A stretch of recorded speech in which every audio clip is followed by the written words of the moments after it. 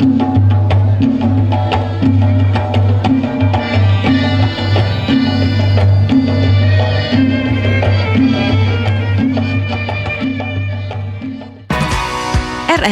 mempersembahkan RRI Playgo.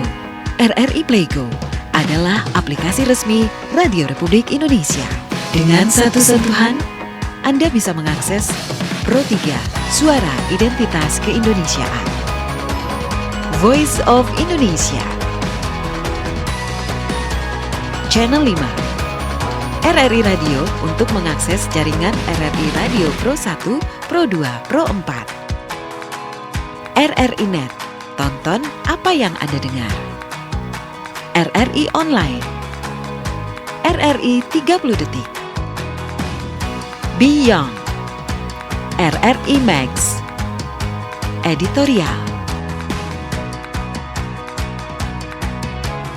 Semua layanan ini bisa Anda dapatkan hanya dengan satu aplikasi, RRI Playgo.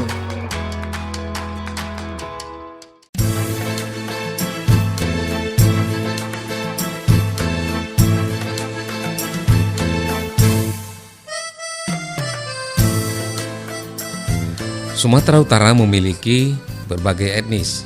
Satu di antaranya adalah etnis Melayu. Etnis Melayu ini umumnya mendiami pesisir pantai timur Sumatera Utara. Dari mulai rantau Prapat Labuan Batu hingga sampai ke daerah Langkat. Ini masih bisa ditandai bahwa masyarakatnya adalah masyarakat Melayu. Namun memang ada perbedaan di antara masyarakat Melayu yang mendiami pesisir pantai Sumatera Timur ini. Ada dalam berbahasa mereka menggunakan O pada bagian akhir kata, ada yang berakhiran dengan E atau E. Nah, tetapi secara umum mereka masih menggunakan tradisi dan adat yang sama. Musik sama, kemudian adat perkawinan sama, adat makan sama, menggunakan baju juga yang sama, kemudian juga menggunakan tengkuluk yang sama.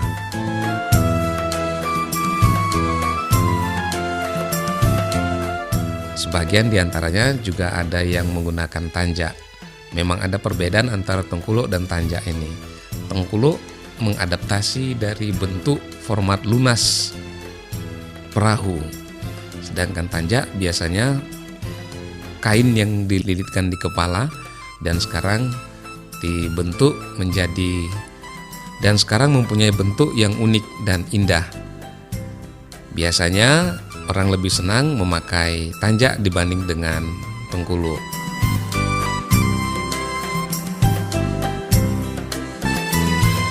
Nah, masyarakat Melayu yang mendiami pesisir pantai Sumatera Utara ini mereka juga menggunakan songket. Sebagian memang ada songket yang ditenun dan songket ini selalu dipakai di dalam acara tradisi atau adat yang besar.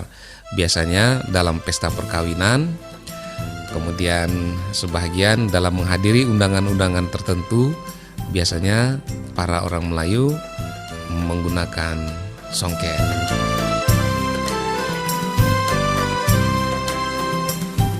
Songket ini juga digunakan sebagai bahan untuk tengkuluk dan tanjak. Ada yang unik dalam masyarakat etnik Melayu, karena Sumatera Utara terdiri dari berbagai etnis-etnis yang lain, dan biasanya ketika etnis lain ini masuk ke dalam etnis Melayu, maka mereka akan melayukan dirinya. Etnis bawaan selalu akan hilang dan mereka akan berbaur dengan etnisnya yang baru, etnis Melayu. Namun intinya bahwa orang Melayu di Sumatera Utara identik dengan Islam. Melayu adalah Islam.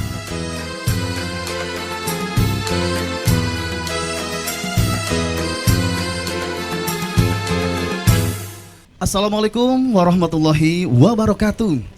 Ahoy! Ya, jikalah Tuhan ke Payageli, singgahlah pula ke Sesirayu.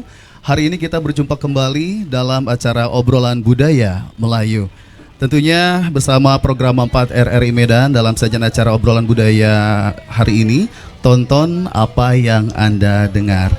Sahabat budaya, saat ini saya Kiki Koswara berada di Cafe Mendai, Istana Maimun Medan, yang beralamat di Jalan Brigjen Katamso, Medan.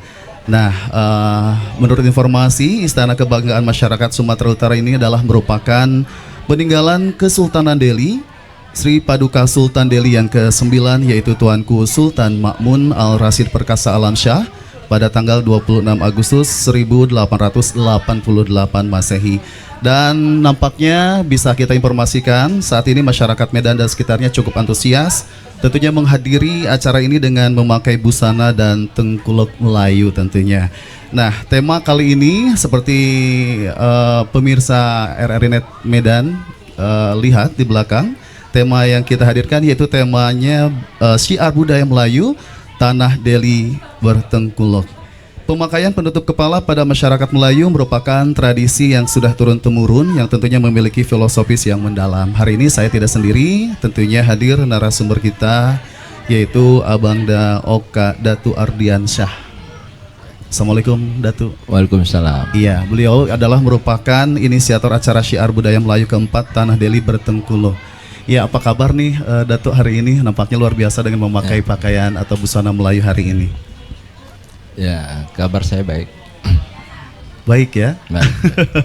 Tadi acara yang begitu antusias sekali masyarakat menghadiri acara ini dibuka oleh Abangda sendiri ya. Ya, Yang merupakan inisiator acara syiar budaya Melayu. Hari ini sebenarnya hari ataupun kegiatan yang keberapa nih Datu?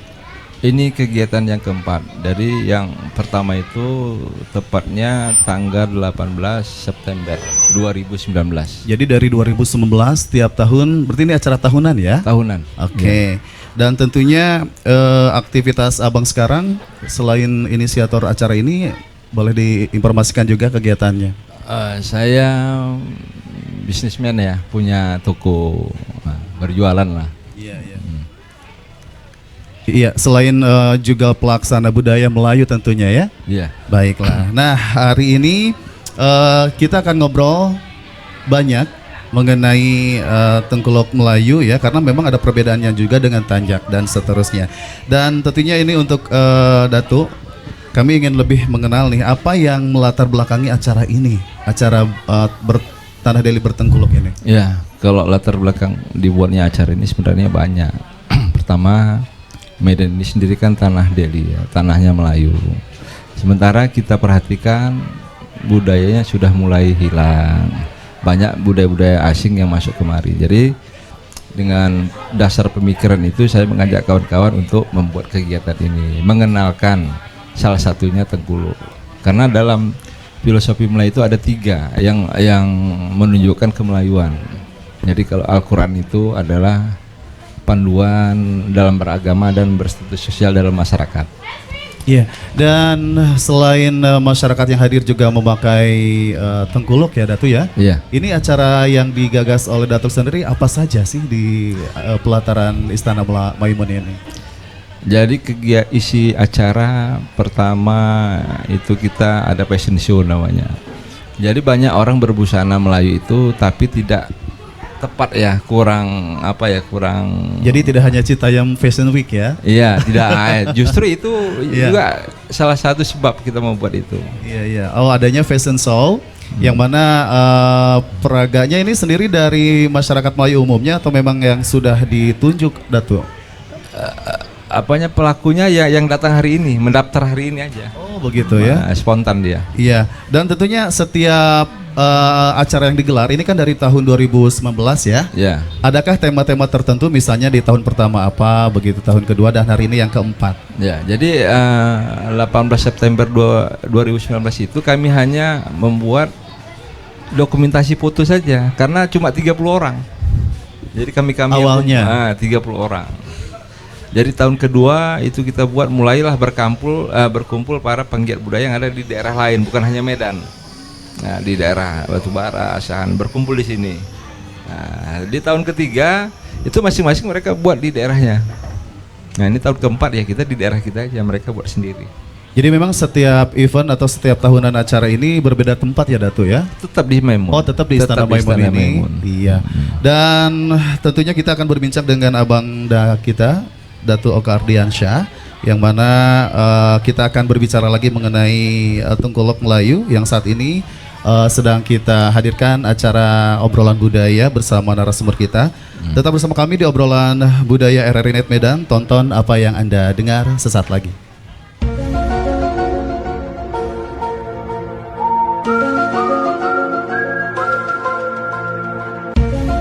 Pencemaran air adalah suatu perubahan keadaan di suatu tempat penampungan air seperti danau, sungai, lautan, dan air tanah akibat aktivitas manusia.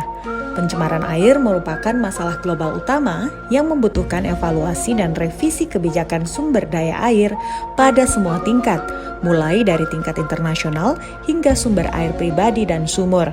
Air biasanya disebut tercemar ketika terganggu oleh kontaminan antropogenik dan ketika tidak bisa mendukung kehidupan manusia seperti air minum dan mengalami pergeseran.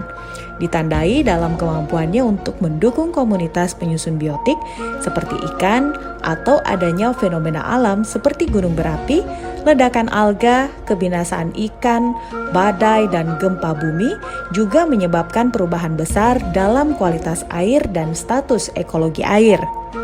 Pencemaran air dapat disebabkan oleh berbagai hal dan memiliki karakteristik yang berbeda-beda. Antara lain, sampah organik, industri membuang berbagai macam polutan ke dalam air limbahnya, limbah pabrik yang mengalir ke sungai, pencemaran air oleh sampah, penggunaan bahan peledak untuk menangkap ikan, kandang hewan peliharaan yang berdekatan dengan sungai membuat air tercemar karena kotoran hewan dibuang ke sungai.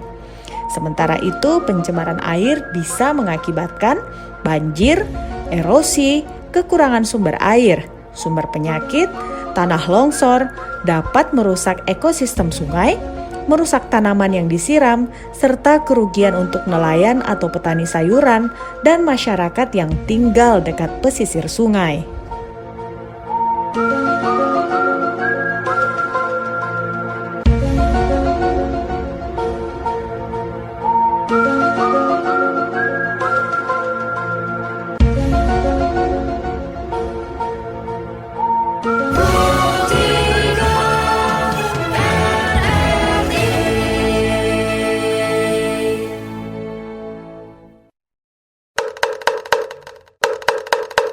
Waktunya kentongan.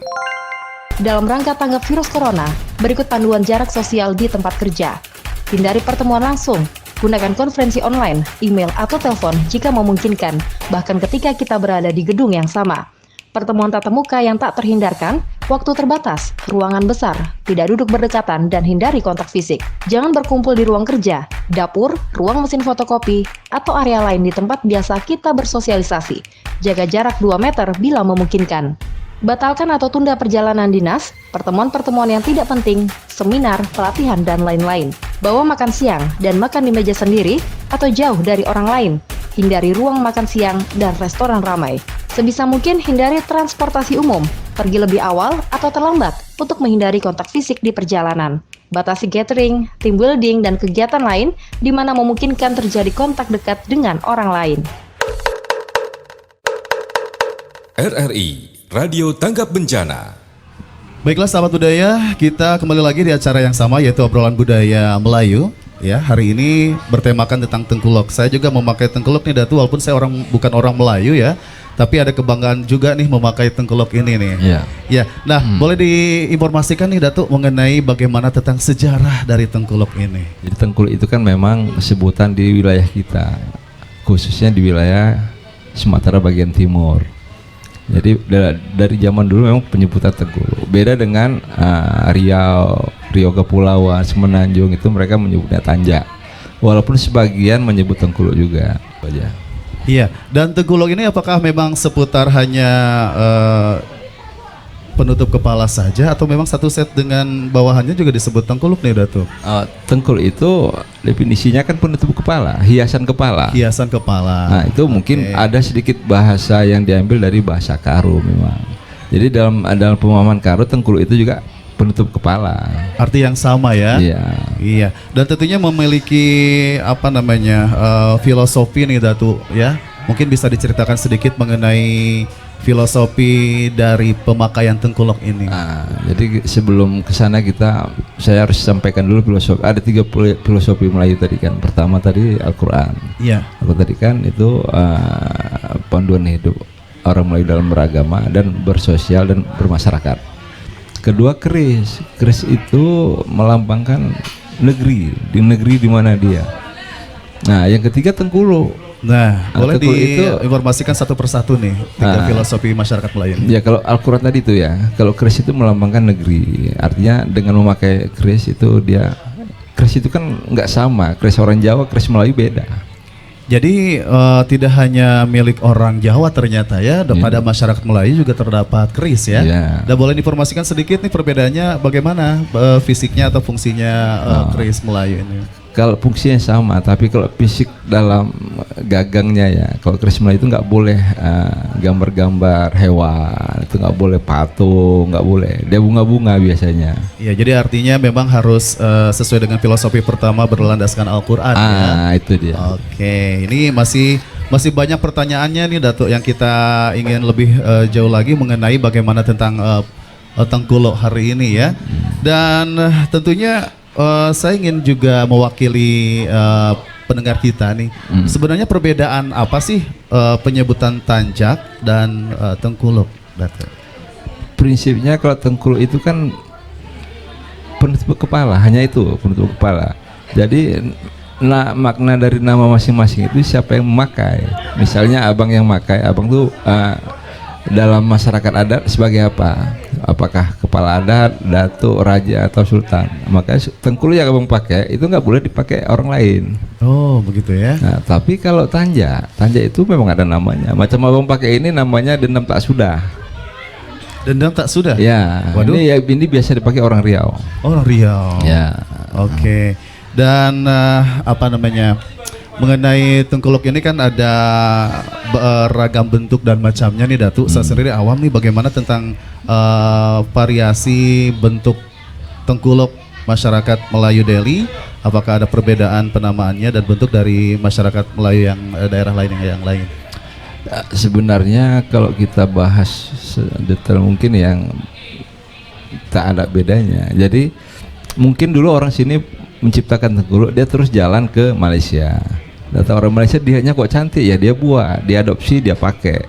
Jadi yang membedakannya di sini kan sultan tidak berdaulat, maka tidak menjadi satu tren lagi. Kalau di Malaysia itu memang karena masih berdaulat rajanya, jadi memakai tengkulok itu mereka cenderung lebih mengedepankan adat, aturan-aturan pakai. Kalau kita enggak, ya macam saya gini, sebenarnya nggak boleh sembarang pakai, tapi karena kita tidak berdaulat, ya bebas saja, kecuali di acara adat istiadat.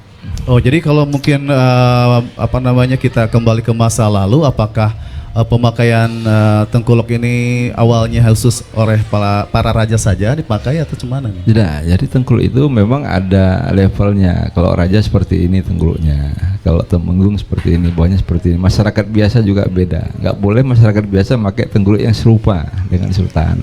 Oh, jadi berbeda juga ya? Berbeda. Oke, dan tentunya ingin apa namanya saya atau juga pendengar yang lain ingin juga mengetahui macam-macam atau nama ragam dari tanjak atau tengkulok Melayu ini. Ya, boleh kalau disebutkan? tengkulok itu nggak banyak nama, jadi dia bentuknya aja. Ada nama, jadi nama itu mereka beracuannya ke tengkulok-tengkulok yang ada di Malaysia. Misalnya saya pakai ini namanya elang menyusur angin. Oh iya. Nah, itu dendam tak sudah, macam-macam. Kalau yang tadi yang saya pakai tadi apa namanya dendam tak Dendam sudah. tak sudah. Memang ada sejarahnya dendam tak sudah. Ada. Boleh diceritakan nih. Iya. Dalam ceritanya ada dalam satu rumah besar ada pengkhianat di situ. Nah, pengkhianat dia membunuh. Jadi datang pemilik rumah, kepala adat, ketahuan orang ini yang membunuh kan. Cuma dia lari. Cuma kepala adat ini memesankan kepada satu anggotanya, kau cari dia sampai dapat. Maka dibuatlah namanya tengkulok dendam tak sudah. Artinya sebelum dapat jangan balik. Nah, itulah dia maksudnya, dendamnya itu jangan hilang sebelum ketemu. Oh gitu ya? Nah, gitu. Iya, penamaan dari Tengkuluk ini memang berdasarkan pada sejarah, misalnya entah itu prajurit atau apa mengenai Kesultanan Delhi. Bagaimana? Tengkuluk ini dibuat namanya dimulai dengan situasi dan kondisi. Bukan Tengkuluknya dulu dibuat baru ada cerita. Jadi kejadian dulu baru tercipta. Tentunya ada namanya. cerita dulu ya. Iya, gitu ya. Boleh diceritakan salah satunya selain tadi Dendam Tak Sudah? Banyak. Jadi macam kita bilang itu ada apa ya, nakhoda trong. Itu kan yang memakai itu kan pelaut. Tapi pelaut dalam kategori laskar biasa aja. Ada namanya Laksamana Muda. Laksamana itu muda itu dia selepel dengan ya Laksmana namanya ya petinggi. Dia membawahi beberapa prajurit dan dia memakai dalam cerita itu dia membawa menakodai kapal besar, bukan kapal kecil, bukan perahu. Tapi kalau Tengkuluk yang lain itu kan mungkin dia hanya bawa pakai kapal biasa. Kalau ini memang spesial kapal perang. Dalam ceritanya seperti itu. Baik, sahabat budaya, tentunya obrolan kita hari ini mengenai Tengkuluk menarik sekali. Tapi kita harus jeda sebentar, sesaat lagi setelah yang berikut ini.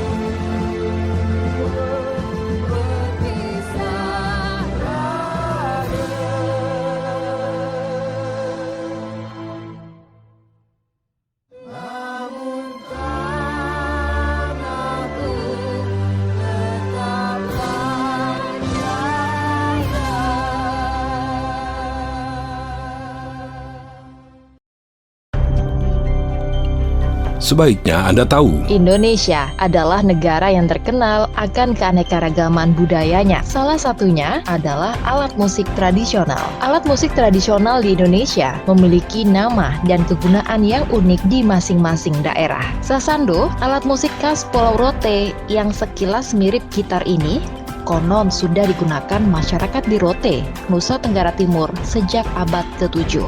Sasando memiliki bagian utama berbentuk tabung panjang yang terbuat dari bambu.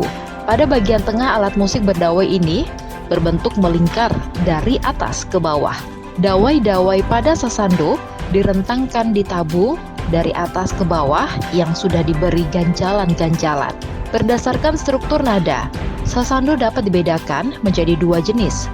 Pertama, sasando gong dengan sistem nada pentatonik memiliki 12 dawai. Sasando jenis ini biasanya hanya bisa digunakan untuk memainkan lagu-lagu tradisional masyarakat di Pulau Rote. Kedua adalah sasando biola, memiliki sistem nada diatonik dengan jumlah dawai mencapai 48 buah. Kelebihan dari sasando ini terletak pada jenis lagu yang bisa dimainkannya lebih bervariasi. Sasando biasanya dimainkan untuk mengiringi lagu pada tarian tradisional masyarakat Nusa Tenggara Timur.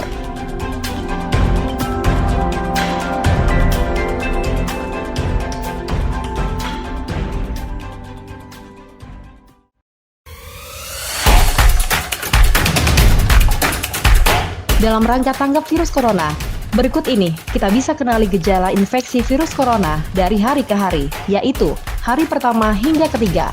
Gejala mirip dengan masuk angin, sakit tenggorokan ringan, sedikit sakit, tidak demam, tidak lelah, dan masih makan dan minum secara normal. Hari keempat, sakit tenggorokan sedikit, mabuk badan, mulai suara serak, suhu tubuh mencapai 36,5 atau lebih, tergantung orang, mulai anoreksia, sakit kepala ringan, diare ringan. Hari kelima, sakit tenggorokan, suara serak, tubuh panas ringan, suhu 36,5 hingga 36,7. Tubuh lelah, merasakan nyeri pada persendian.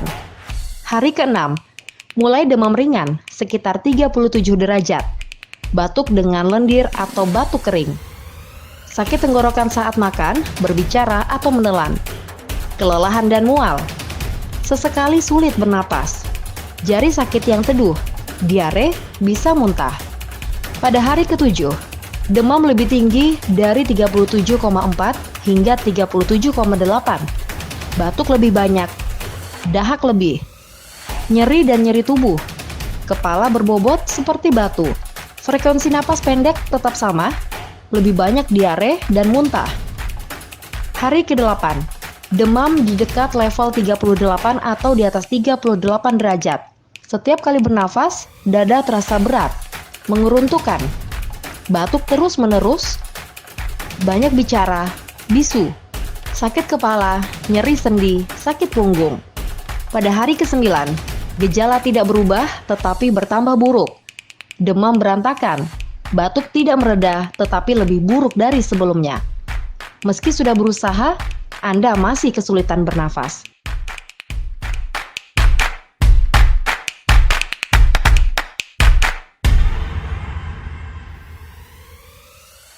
Baiklah, sahabat budaya, kita kembali lagi di acara yang sama, obrolan budaya Melayu.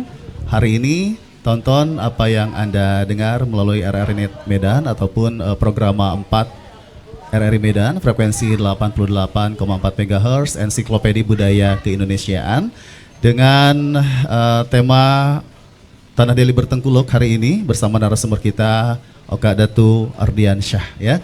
Baik, tentunya di awal tadi kita juga sama-sama menyimak ya mengenai bagaimana tentang filosofi masyarakat Melayu yang disampaikan oleh narasumber kita, yaitu dari mulai filosofinya Al-Quran, terus juga tadi apa aja Bang? Keris, dan terakhir adalah tengkuluk nih ya. Untuk Anda yang baru saja bergabung mungkin bertanya-tanya ya, sahabat budaya, apa sih perbedaannya? Kalau tadi kita sedikit mengenai mengupas mengenai perbedaan tengkuluk yang ada di pesisir timur Sumatera dan juga Melayu Riau. Nah sekarang ini boleh ke Sumatera Utaranya nih Bang.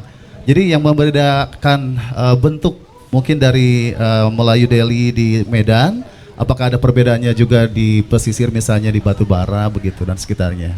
Oh, nggak ada beda. Bedanya karena itu kan masih wilayah Sumatera Pantai Timur, jadi sama. Karena dalam sejarahnya macam Kesultanan Delhi itu wilayah teritorial kekuasaannya kan sampai tebing. Bedaka itu juga bagian dari wilayah Delhi, jadi sama aja.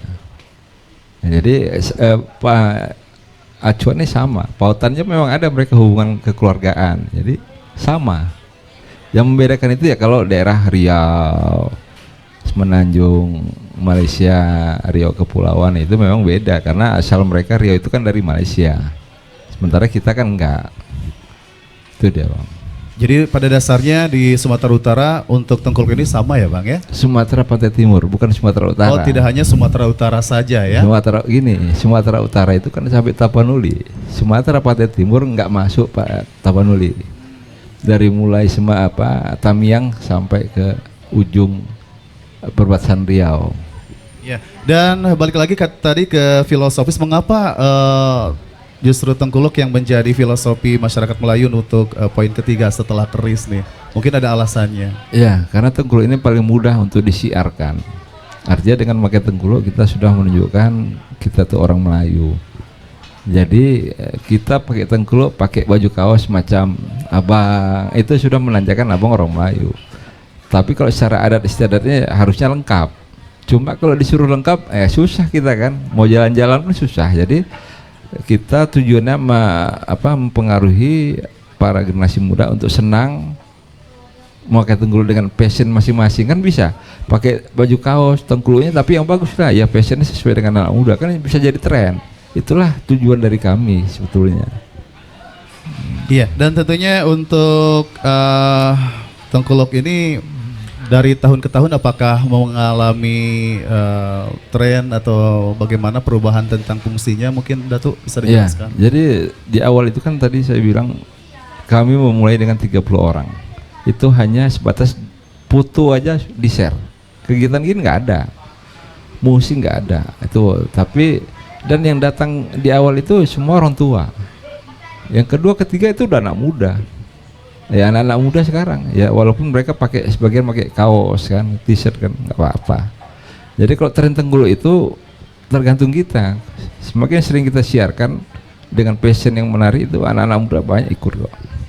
Jadi artinya saat ini pun sebenarnya untuk minat generasi muda masih ada ya? Ada. Dan tentunya untuk media nih, barangkali apakah yang harus kita ataupun yang Dato inisiasikan bagaimana tentang Tengkuluk ini supaya diminati juga oleh generasi ya, muda. Jadi harapan kami sebagai penggiat budaya ya macam mana pada media, gimana caranya agar media ini bersinergi sama kami. Setiap ada kegiatan coba seperti ini ya kan, mana tahu di RRI juga ada kegiatan seperti bazar, coba libatkan kami untuk sebagai mempromosikan beberapa produk yang terkait dengan Melayu. Itu dia. Iya, balik lagi ke fashion yang saya gunakan nih Datuk. Kadangkala saya juga merasa kikuk, apalagi kami yang bukan orang Melayu nih. Apakah diperbolehkan juga memakai Tengkuluk? Terus bagaimana sih sedikit tutorial pemakaiannya supaya ada pakemnya nih, jangan sampai yang memakai juga salah dalam pemakaian. Boleh dijelaskan nih Datuk? Siapapun boleh memakai Tengkuluk selagi itu digunakan ke yang baik-baik. Nggak pula lah pakai Tengkuluk ke tempat maksiat, nah, itu nggak boleh ya kan. Jadi kalau sifatnya jalan promo ya boleh. Kalau cara pemakaian sama aja, macam apa pakai udah betul, mudah aja kalau pakai ya kan. Kalau selagi apa yang di depan ya itu udah betul. Kadang-kadang ini di belakang itu kak, pastinya abang pakai Tengkuluk kan pernah lihat juga kan, ya udah sama aja gitu aja, nggak repot deh. Iya, masih seputar Tanah Deli Bertengkuluk nih. Dari tahun ke tahun apakah ada dari segi seperti tadi tema kan juga berbeda ya Dato ya. Terus juga dari segi tampilan apakah memang dikhususkan untuk yang diundang saja atau semua juga bisa hadir di sini nih? Boleh. Dato? Jadi ini acara sebenarnya umum. Acara umum ya Dato ya? Umum, acara umum, siapa saja boleh hadir karena sifatnya kan untuk meramaikan. Jadi kalau makin ramai orang-orang yang melihat kan makin semangat, makin kepingin ikut. Lewat dia ditengoknya rame orang pakai Tengkuluk, bisa dia berhenti turun. Nah ini seputar tentang produksi atau keberadaan dari Tengkuluk sendiri. Bagaimana tentang keberadaan UMKM di Sumatera Utara khususnya untuk yang pembuat Tengkuluk ini, Dato? Ya, jadi kalau terkait UMKM Tengkuluk, saya kan spesialisasinya Tengkuluk warisan. Jadi banyak Tengkuluk yang beredar itu kan passion atau kreasi namanya, seperti yang dipakai penyanyi. Pemain keyboard itu kreasi, itu passion namanya. Sementara ada Tengkuluk warisan yang asli dari zaman dulu itu ya seperti itu, nggak boleh berubah. Dari mulai teknik membuatnya sampai jadi bentuknya harus sama. Oke, berarti artinya dari ragam yang dihadirkan ini Tengkuluk itu ada yang memang pakemnya seperti yang sudah tidak boleh dirubah, begitu ya? Yang satu lagi kontemporer atau kreasi. Ini perbedaannya cemana nih, dari mulai bahan atau dari bentuknya? Kalau kreasi itu kan makanya kita beda mengenai kreasi. Biasanya yang kalau kita pahami kreasi itu kan harusnya memahami yang aslinya, baru kita kreasikan. Tapi faktanya hari ini orang nggak paham yang asli sudah buat kreasi. Nah itu yang kita sulah. Makanya kalau Tengkuluk kreasi itu mudah. Ada contoh, dikasih ke tukang jahit, mereka lipat jahit jadi. Nggak perlu belajar kali, hanya melihat aja bisa. Kira-kira Tengkuluk yang lama yang memang sudah pakemnya itu apa penamaannya nih untuk Tengkuluk ini? Banyak kali. Boleh diinformasikan juga, mungkin barangkali generasi muda ingin lebih mengetahui tentang Tengkuluk ini, Datuk. Ya, ada Dendam Tak Sudah, ada Laksamana Muda, ada Nakhoda Trong, ada Bugis Tak Balik, ada Bugis Peranakan, ada Elang Menyusur Angin, ada Balong Raja, ya banyak ragamnya ya. Banyak. Tapi yang pasti untuk yang kreasi juga ada penamaan sendiri mungkin ya, Datuk? Oh tidak ada ya? Kreasi ya gimana mau ada namanya, orang asal buat. Menurut trennya yang dibuat. Tapi mungkin yang kreasi juga tidak lari dari pakemnya ya, Datuk? Ya pastinya lari lah.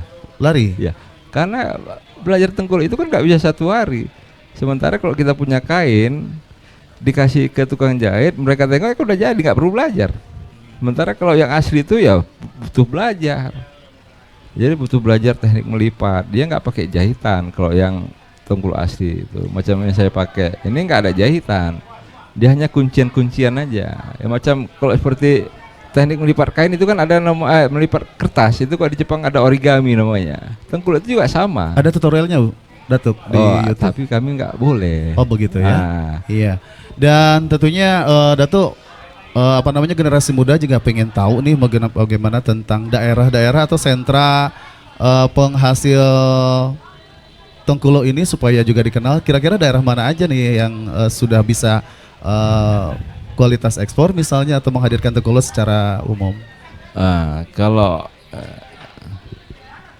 Tengkuluk ini kan kalau kita masukkan dalam UMKM dia nggak masuk. Kalau dia yang original ya, dia susah masuk karena harganya pertama mahal. Beda dengan Tengkuluk kreasi yang dibuat-buat itu beda. Kalau yang warisan itu paling murah itu 300.000 sampai 1 juta. Jadinya tergantung dari kesadaran masyarakat untuk melestarikannya ya. Makanya kalau kita bicara Melayu, kita bedakan dulu Melayu Deli sama Melayu Riau. Riau itu mereka sekarang hari ini belajar adat istiadat Melayu. Kalau di sini enggak, orang Melayu enggak ngerti dia Melayu itu apa. Makanya kita mulai dari situ.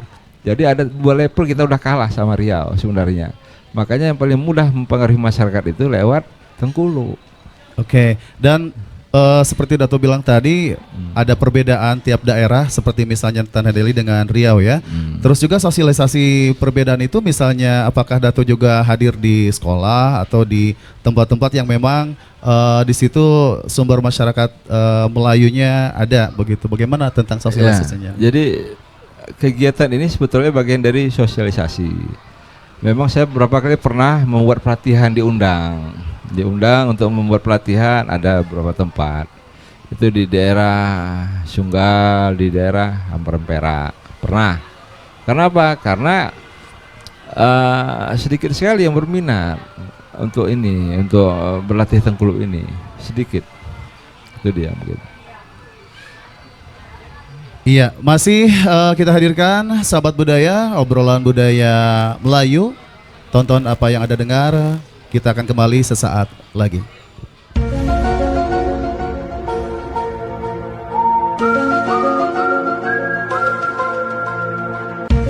Pencemaran udara adalah kehadiran satu atau lebih substansi fisik, kimia, atau biologi di atmosfer dalam jumlah yang dapat membahayakan kesehatan manusia, hewan, dan tumbuhan, mengganggu estetika dan kenyamanan, atau merusak properti.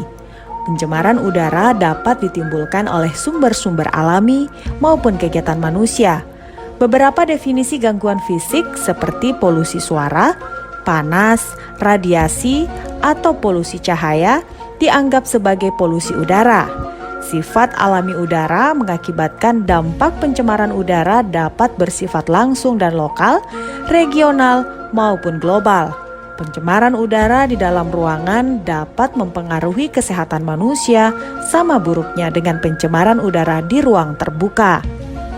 Sumber pencemaran udara dibedakan menjadi dua, yaitu pencemar primer adalah substansi pencemar yang ditimbulkan langsung dari sumber pencemaran udara, contohnya karbon monoksida, dan pencemar sekunder adalah substansi pencemar yang terbentuk dari reaksi pencemar-pencemar primer di atmosfer, contohnya pembentukan ozon dalam smog fotokimia. Pencemaran udara dapat menimbulkan dampak langsung bagi kesehatan. Substansi pencemar yang terdapat di udara dapat masuk ke dalam tubuh melalui sistem pernapasan. Jauhnya penetrasi zat pencemar ke dalam tubuh bergantung kepada jenis pencemar. Partikulat berukuran besar dapat tertahan di saluran pernapasan bagian atas, sedangkan partikulat berukuran kecil dan gas dapat mencapai paru-paru. Dari paru-paru, zat pencemar diserap oleh sistem peredaran darah dan menyebar ke seluruh tubuh.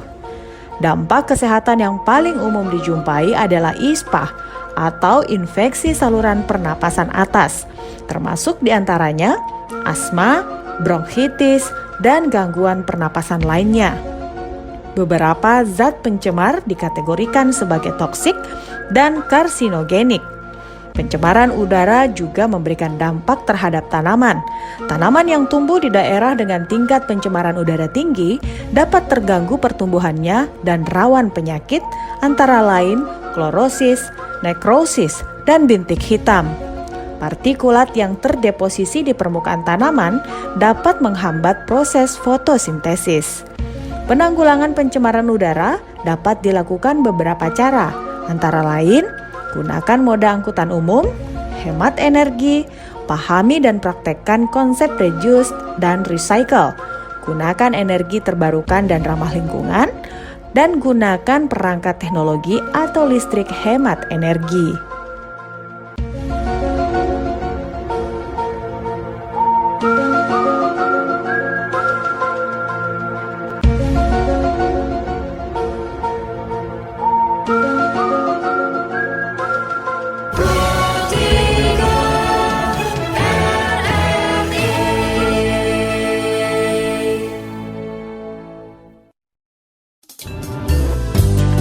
Mengenal rumah adat di Indonesia. Rumah Adat Provinsi Jambi.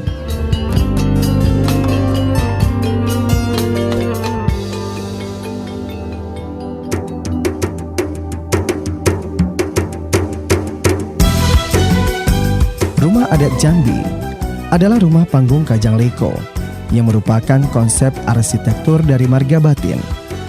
Hingga sekarang, orang Marga Batin tetap mempertahankan adat istiadat yang ditinggalkan oleh pendahulu mereka.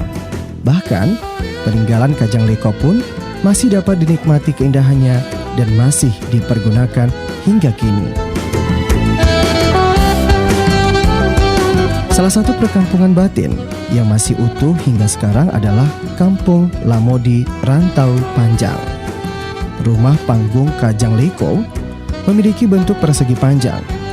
Keunikannya terletak pada konstruksi dan seni ukiran yang menghiasi bangunan. Ada 3 macam rumah Kajang Leko, yaitu pintu tegak, pintu masi dinding, dan pintu balik melintang. adat Kajang Leko memiliki ciri khas yaitu berstruktur rumah panggung dengan memiliki 2 buah tangga. Terdapat beragam motif ukiran pada setiap dindingnya, Provinsi seperti Riau. ukiran motif ikan yang melambangkan bahwa masyarakat Melayu adalah masyarakat nelayan. Sementara motif buah-buahan, bunga, dan daun melambangkan pentingnya peran hutan dalam kehidupan masyarakat Melayu Jambi.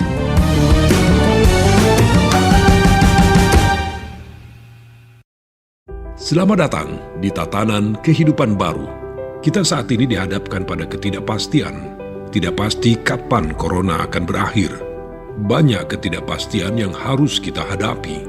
Di satu sisi, virus corona juga telah merubah banyak hal di kehidupan kita tanpa kita sadari.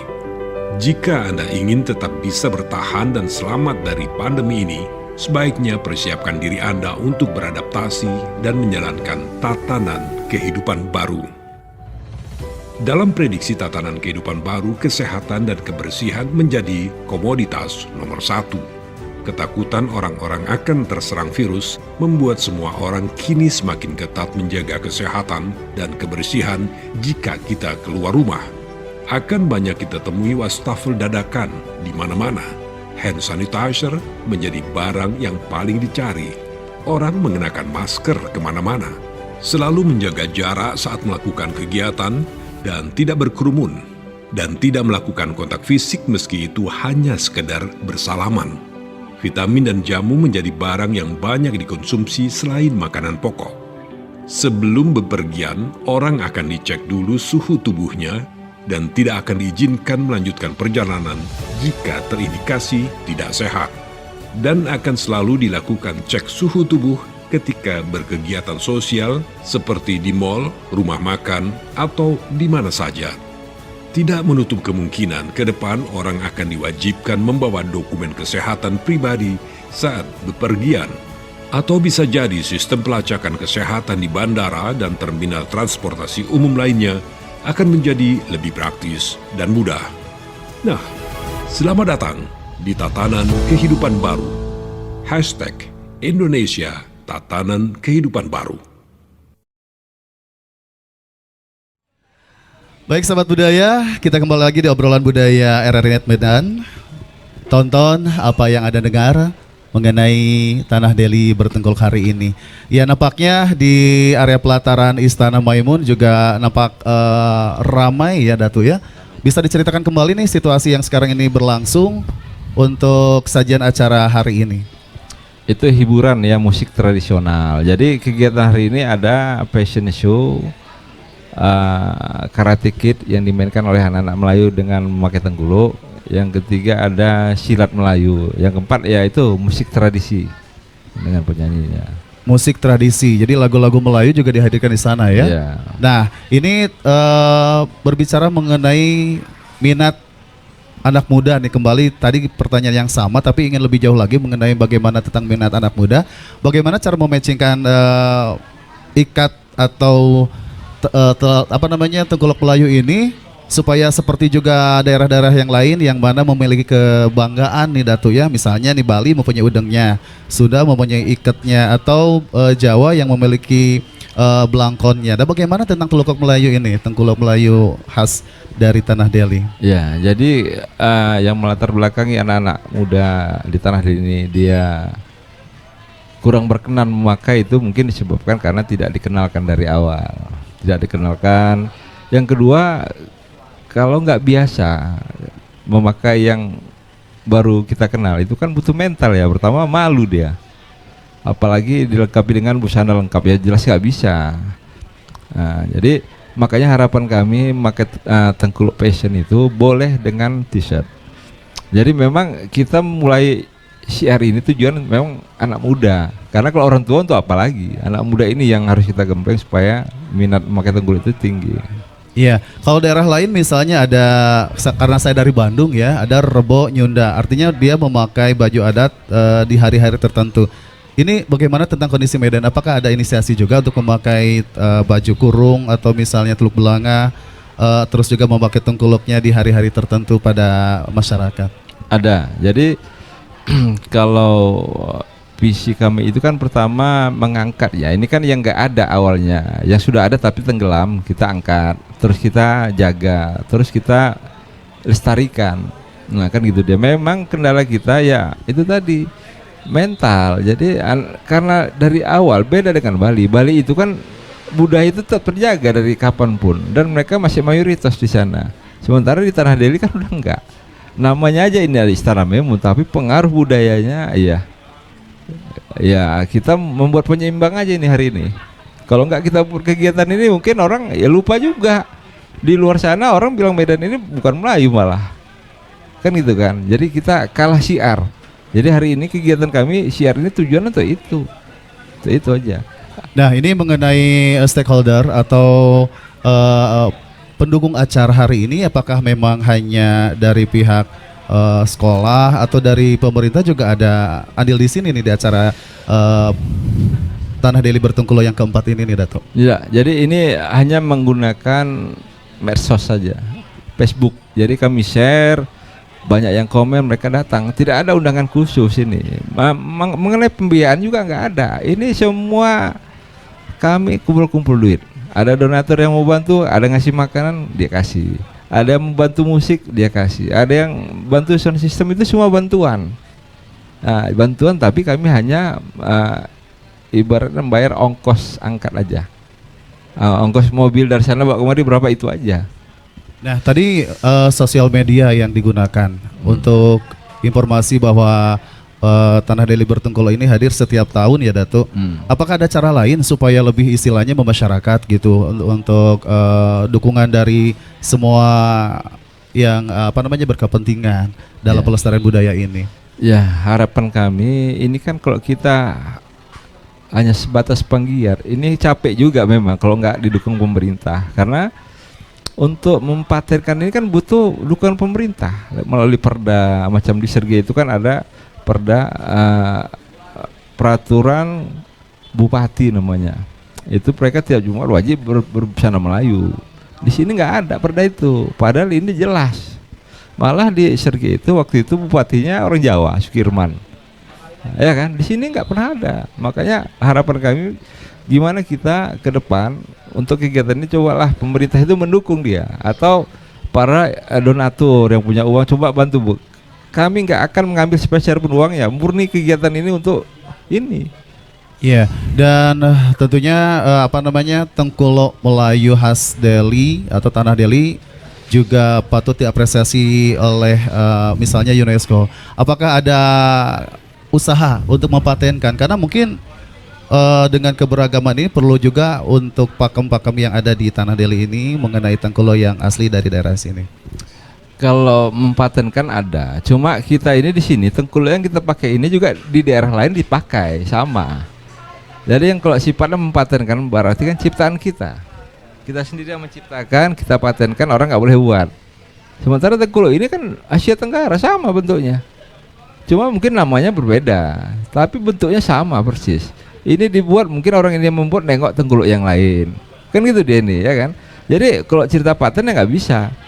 Tapi macam mana mensiarkan Tengkulo ini supaya digemari, digemari semua kalangan, bukan hanya orang Melayu.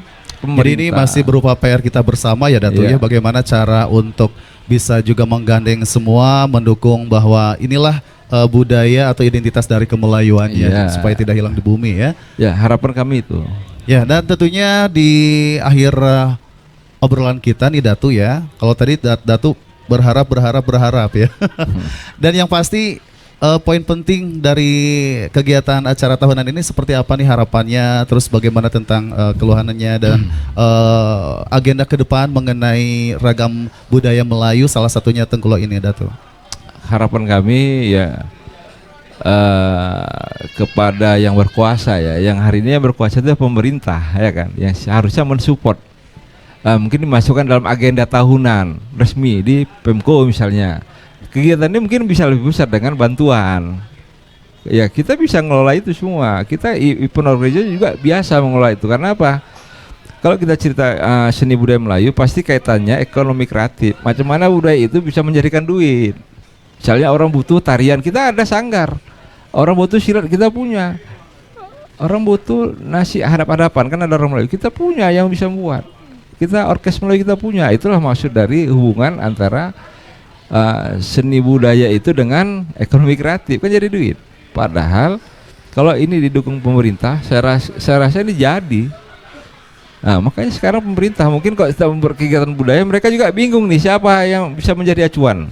Akhirnya salah, karena yang ditunjuk itu memang bukan penggiat. Hanya sebatas penugrajer yang nggak paham, cuma dia tanya orang lain. Itu yang kami perhatikan seperti itu. Nah, makanya harapan kami pemerintah, ya media seperti RRI dan yang lain-lain coba mengekspos kami supaya dilibatkan kami setiap ada kegiatan, misalnya belajar apapun itu. Karena kami di sini Medan ini ya memang kami nih, macam saya ini inisiator 4 tahun yang lalu, saya lah penggeraknya, belum ada orang lain waktu itu. Nah, walaupun nanti akhirnya kalau ini besar mungkin orang lain mengaku-ngaku itu biasa, tapi kok kawan-kawan udah paham dia. Nah, itulah mungkin. Ya macam ini kawan kita kan dari Tamiang tadi juga hadir ada. Dari mana saja? Dari Tamiang, Langkat, Stabat. Nah, itu mereka hadir hari ini. Baiklah, sahabat budaya, di sini masih dalam sajian acara obrolan budaya RRI Net Medan. Tonton apa yang Anda dengar dengan tema Tanah Deli Bertengkuluk bersama narasumber kita Oka Datu Ardiansyah. Ya, Datu ya.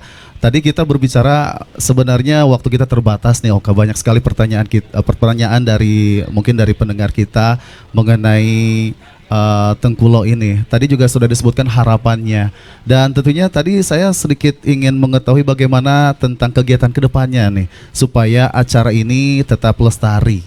Kegiatan ke depan itu harapan kami kan tadi ya, pemerintah harusnya memperhatikan ini kegiatan kami ini tanpa perencanaan yang matang ini sebenarnya. Hanya one share, kawan ayo kita buat acara, ayo kumpul-kumpul, jadi rame. Nah, ini akhirnya kan banyak yang meliput. Ini kan ada beberapa media tadi datang ya.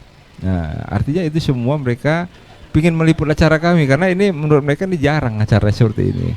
Harapan saya tetap aja itu, macam mana pemerintah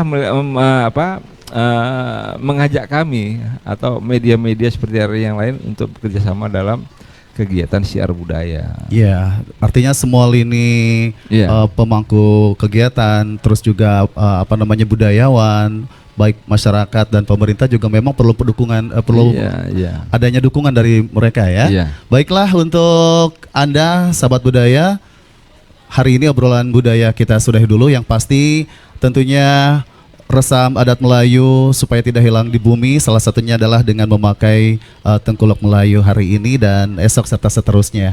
Ada satu pantun nih Datuk, yang mana kalau Melayu tanpa pantun ya rasanya bagai sayur kurang garam. Boleh ya saya berpantun ya? Iya. Baik, menutup hari ini ada satu pantun. Kalaulah sore ke Kuala Bugumit ya, besoknya kita ke Petisah. Hari ini kita undur pamit, insya Allah kita akan berpisah dan juga bertemu di lain waktu. Billahi fisabilillah, wassalamualaikum warahmatullahi wabarakatuh. Ahoy! Ahoy!